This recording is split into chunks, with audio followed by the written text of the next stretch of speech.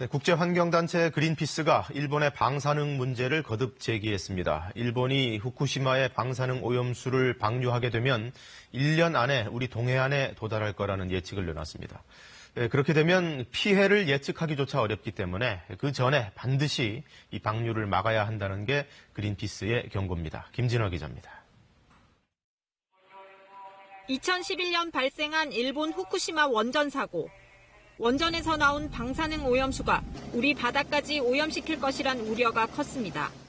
최근 일본의 한 대학 연구 결과 원전 사고 당시 흘러나온 오염수는 표층수를 통해 이동해 동중국해를 거쳐 동해로 들어왔습니다.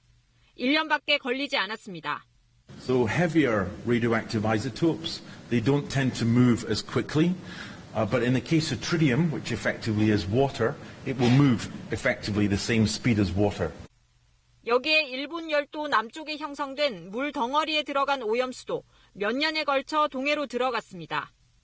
동해안 세슘 농도의 상승이 이를 뒷받침합니다. 원전 사고 이듬해부터 꾸준히 증가해 2015년엔 사고 전보다 2배로 뛰었습니다. 환경 전문가들은 앞으로 일본이 오염수 100만 톤을 방류할 경우 결과는 예측조차 어렵다고 우려했습니다. 완전히 새로운 사실들이 밝혀지고 있기 때문에 사실 그 누구도 안전하다라고 말할 수 없고 얼만큼 위험하다라고 예측할 수 없다고 생각합니다. 그린피스는 일본이 오염수를 실제 방류할지와 예상 시기 등은 밝히지 않았습니다. 다만 방사능 오염수에 노출되지 않을 권리를 인권의 영역으로 판단하고 유엔에도 문제를 제기해달라고 우리 정부에 촉구했습니다. KBS 뉴스 김진아입니다.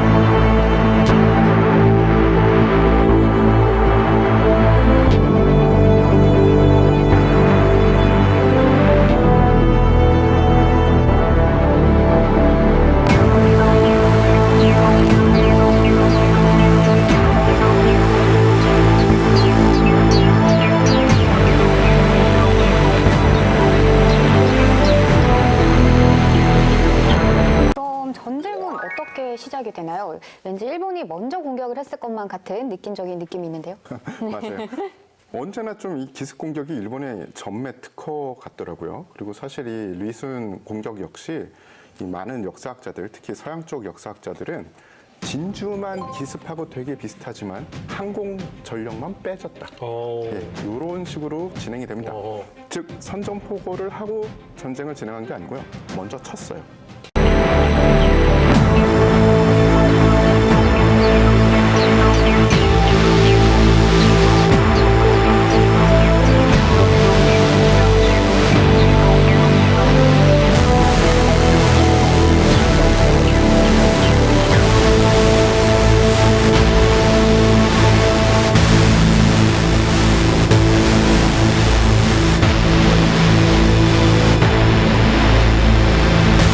그러니까 이제 선전포고 얘기에 대한 에피소드가 많잖아요. 뭐 1시간 늦게 선전포고했다.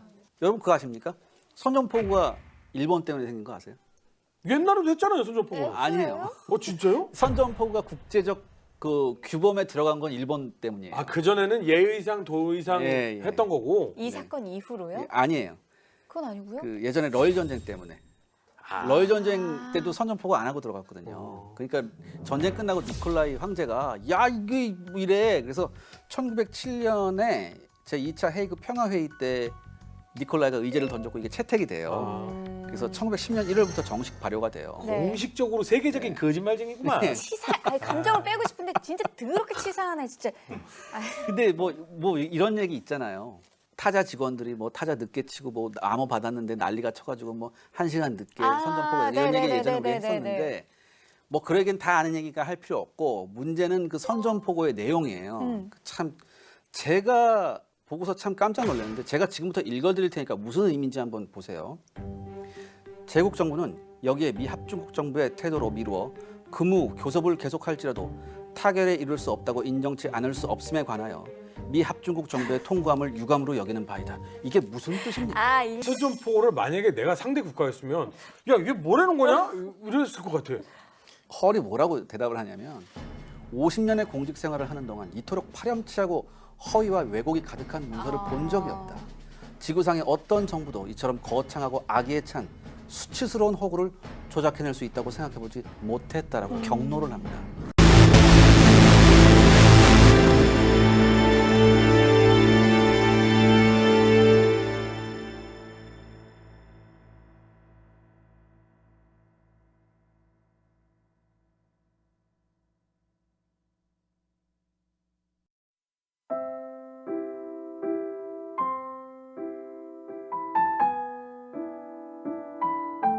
지난달 인도양의 섬나라 모리셔스 근처에서 좌초된 일본 화물선 연료가 모두 수거됐습니다. 그러나 이미 유출된 기름이 바다를 뒤덮으면서 복원에만 수십 년이 걸릴 것으로 보입니다.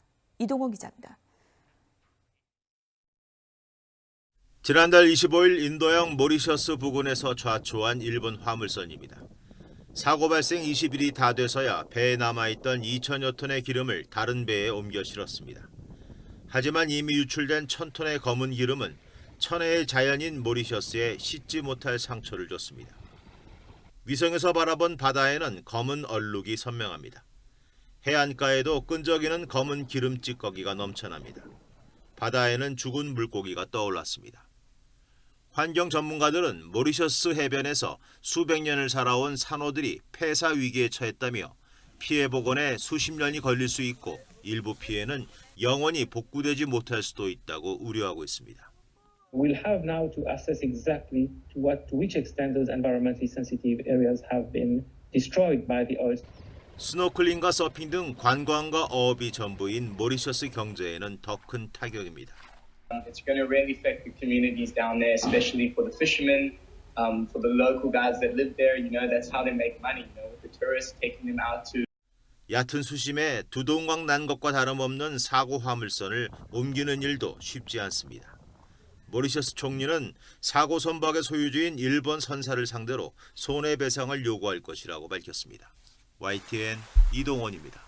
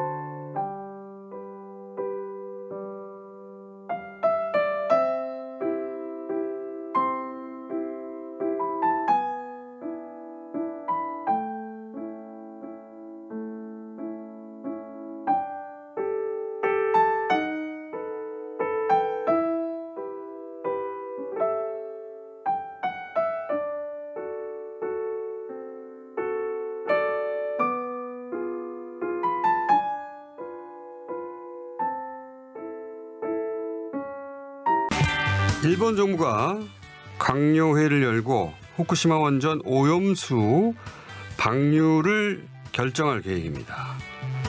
이를 막을 방법은 없는 것인지 30여 년간 국제 환경 분쟁을 다뤄온 전문가 연결해서 짚어보겠습니다. 던컨 커리 국제해양법 전문 변호사 연결되어 있습니다.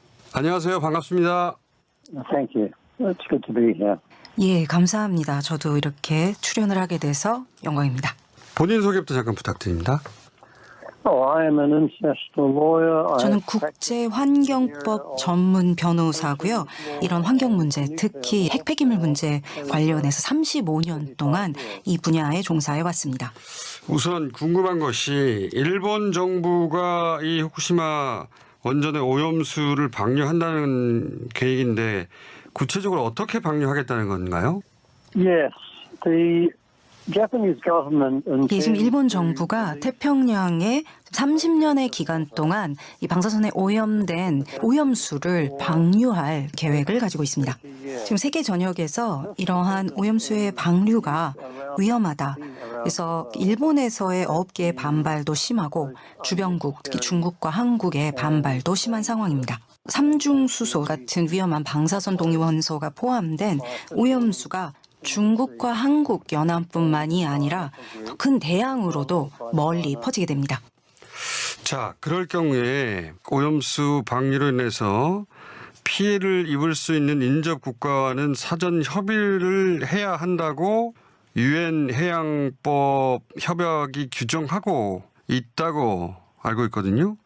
이 조항을 좀 자세히 소개해 주십시오. Yes, that is correct.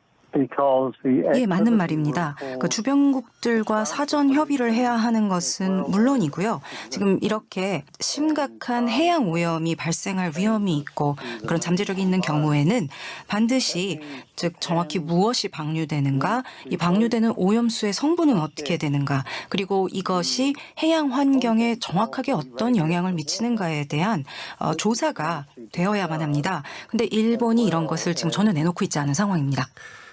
분명히 피해를 입게 되는 한국에 전혀 사전 협의도 없었고 그리고 환경 영향 평가 정보도 제공하지 않았기 때문에 한국으로서는 당황스럽고 화가 날 수밖에 없는데 한국 정부가 이 경우 취할 수 있는 국제법상의 조치는 어떤 게 있습니까? Yes, because there's also another 지금 그 유엔 해양법 협약에 따르면은요, 이제 이렇게 자신의 관할 구역을 넘어서는 오염이 발생할 위험이 있을 경우 반드시 이를 방지하기 위한 모든 가능한 조치를 다 취해야만 하는 법적 의무가 있습니다.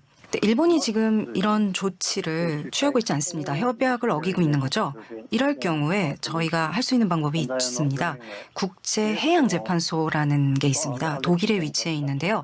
한국 정부가 여기에 심판을 청구할 수 있습니다. 즉 일본의 지금 이런 방류 행위를 막아달라는 긴급 잠정 조치를 구하는 그런 소를 제기할 수 있습니다. 자, 그러면 그 말씀대로라면 독일에 있는 국제해양재판소에 소위 잠정 조치 청구를 하면 즉각적으로 일본의 후쿠시마 원전 오염수 방류를 막을 수가 있게 되는 건가요? Yes, absolutely. This order was made. 네, 그렇습니다. 지금 일본 같은 경우 이런 명령이 있을 때 이 방류를 멈출 수밖에 없습니다. 또 지금 이 절차 자체가 빠르게 진행됩니다. 2달 정도밖에 걸리지 않고요. 바로 이런 종류의 사안을 다루기 위해서 마련된 절차입니다. 또 이와 비슷한 선례도 있습니다. 2001년에 영국과 아일랜드 간에 있었던 그런 이제 사건이었는데요. 아일랜드 측에서 영국이 이렇게 방사선에 오염된 물질을 환경으로 방출하는 것을 막아달라 청구를 했던 그런 선례가 이미 있습니다. 그렇군요. 그러니까 한국 정부가 지금 당장 취해야 할 조치는 국제해양재판소에 일본의 후쿠시마 원전 오염수 방류를 막아달라는 소를 제기하는 거네요. 말하자면. Yes. 네, 바로 그렇습니다. 알겠습니다. 이 국제원자력기구 IAEA가 일본 정부의 이 후쿠시마 원전 오염수 방류를 지지하는 입장을 취하고 있는 것으로 알고 있는데 이게 잘 이해가 안 가거든요. 왜 IAEA는 일본 정부를 지지하는 걸까요? Unfortunately, the International Atomic Energy Authority has for many 불행히도 이 국제 원자력 기구 IAEA는 아주 오랫동안 이 원자력 업계를 지지하는 입장을 취해왔습니다. 그렇기 때문에 이럴 때 꼭 필요한 조치를 못하고 있는 상황인데요. 그럼에도 불구하고 좀 놀라운 것은 사실은 이 모든 문제를 해결한 간단한 해결책이 있는 상황입니다. 육지에 탱크를 지어서 탱크 안에 그 오염수를 저장하면 되는 건데요. 물론 돈이 많이 들겠죠. 부지도 있어야 되고 공장도 새로 지어야 되고 그렇겠지만 비교적 간단한 해결책이 있는데도 불구하고 국제원자력기구에서 일본의 이런 결정을 지지한다는 것은 놀라울 따름입니다.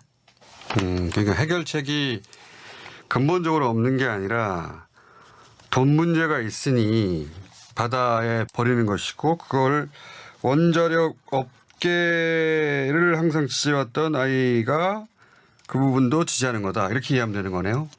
Yes, that is exactly correct. 네, 맞는 얘기입니다. 알겠습니다. 그러면 만약에 한국 정부가 국제해양재판소에 이 건을 끌고 간다면 얼마 만에 결론이 나올까요? It is a very short procedure, actually. 사실 신속하게 진행될 수 있는 절차입니다. 2달, 3달 정도면 충분하지 않을까 합니다. 이게 전체로 보면은 두 부분으로 나눠져 있습니다. 첫 번째는 이렇게 긴급 잠정 조치를 청구하는 건데요. 이거는 한 2-3달 정도. 그리고 나서 본격적인 중재 절차가 시작되는데 이거는 한 1년에서 2년 정도 걸립니다. 그런데 긴급 잠정 조치 자체는 2달이면 충분할 것 같습니다. 알겠습니다. 그러면 2-3달 이내에 긴급 잠정 조치를 끌어내서 일단 방류를 막고 그리고 말씀하신 1-2년에 걸친 과정을 통해서 이 전체를 근본적으로 막는다. 이런 전략을 세우면 되는 겁니까? That is correct, yes. 네, 그렇습니다. 그렇게 해서 아까 영국과 아일랜드 케이스를 말씀하셨는데 아일랜드는 영국의 오염수 방류를 근본적으로 막아냈나요? In that case, there was an order made for consultation 지금 because 이 사건의 경우에는 영국 정부가 아일랜드와 사전 협의를 안 했습니다. 그런 사안이 있었기 때문에 이런 게 긴급 청구가 가능했고요. 잠정 조치를 받아냈었습니다. 그러고 나서 이 이제 국제해양재판소 측에서 영국 정부가 이제 이런 일들을 해야 한다. 이제 이런 일련의 조치들을 강제하는 조치는 나왔었는데요. 근데 영국도 그렇고 아일랜드도 그렇고 당시에는 이제 유럽연합 소속이었기 때문에 이 사건이 유럽연합의 재판소로 가게 됩니다. 유럽연합사법재판소로 가서 거기서 다시 다뤄지게 됐었죠. 조금 다르게 좀 진행이 되기는 했습니다. 그러니까 이제 이 국제해양재판소의 긴급 명령을 받아낸다면 적어도 일본이 일방적으로 방류하지는 못하게 막는 거기까지는 갈 수 있는 거군요.